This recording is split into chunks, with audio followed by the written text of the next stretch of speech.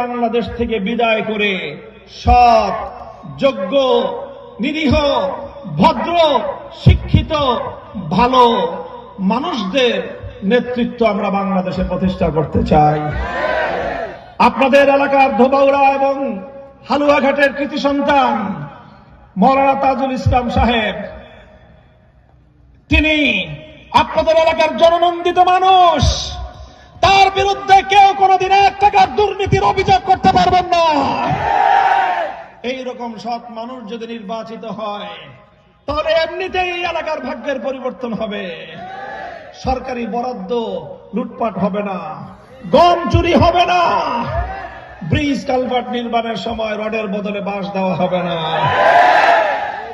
আপনাদের নিতাই নদী আছে, এই নদী থেকে প্রতি বর্ষার মৌসুমে পানি উপচে পড়ে আপনাদের এলাকা প্লাবিত হয়ে যায় বন্যায়, সোনার ফসল নষ্ট হয়।